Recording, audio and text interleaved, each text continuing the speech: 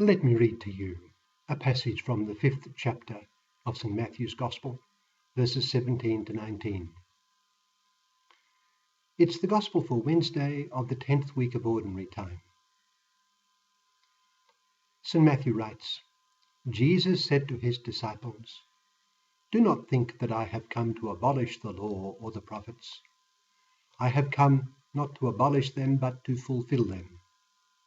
I tell you the truth, until heaven and earth disappear, not the smallest letter, not the least stroke of a pen, will by any means disappear from the law until everything is accomplished.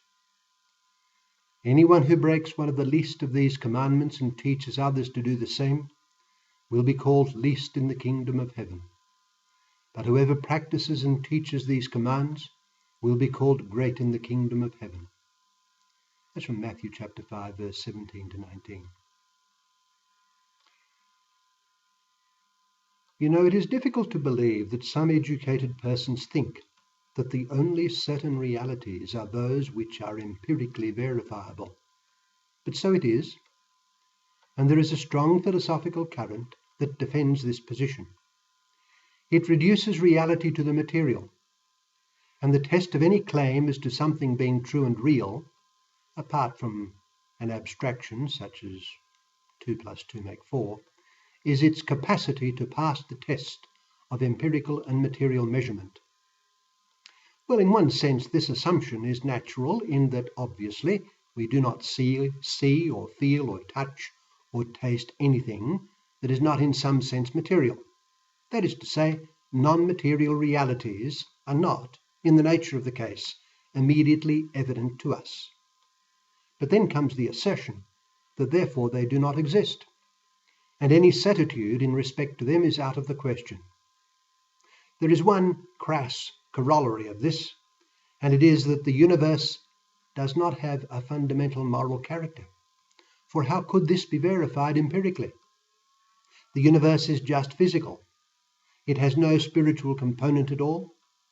That events are random and have no deeper meaning or purpose, and that there can be no moral consequences to our actions, and thus that we live in an amoral or nihilistic universe, as in Nietzsche's "God is dead" aphorism. It is Dostoevsky's reply that if God does not exist, then everything is permitted. But this would be denied by various atheists, agnostics, and others, such as most Buddhists, who believe in a moral universe but without the God feature. But the universe is indeed of a fundamentally moral character, especially the world of humankind. While the universe, headed by man, is plainly physical, it is not only physical, nor is it primarily physical, for it is primarily moral. Consider the daily news as it is presented in the mass media. Take any category, let it be sport. Of course, the simple narration of sporting events and their upshot occupies most of the reporting. But in the reporting, there is the constant assumption that the activities reported are being conducted morally. Were there to be a departure from certain moral norms, as in bribery or embezzlement, the entire story would alter. The sensation would not be the sporting victory or defeat, but the immoral activity. Of course, only certain moral actions are at issue, and more important ones can be missed, but it indicates that all know that the fundamental thing is right moral action, however that might be conceived. Yes, despite the thinking of this or that philosopher, let alone the thoughts of this or that lazy or arrogant thinker, most people and most societies consider moral obligation to be more important than mere things. While the universe is physical, it is more a moral universe than a mere physical one. People may not themselves live up to their moral obligations, and due to stunted moral growth, they may have poor notions of the moral life. But deep within them, there is the awareness that it is more important that they be morally good than that they have plenty of bacon on the table. If they violate their moral obligations, there is a deeper pain piercing them than, say, the physical pain from not having eaten that bacon.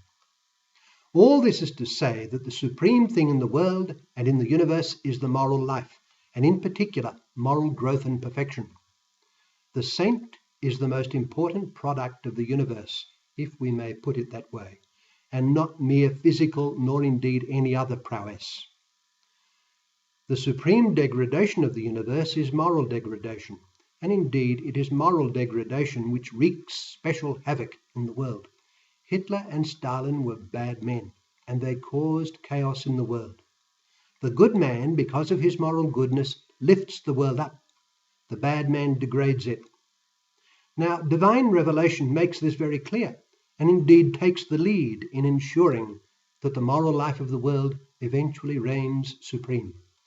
When God created the world, he made man its steward. He was to fill the earth and subdue it. He could eat of any tree of the garden.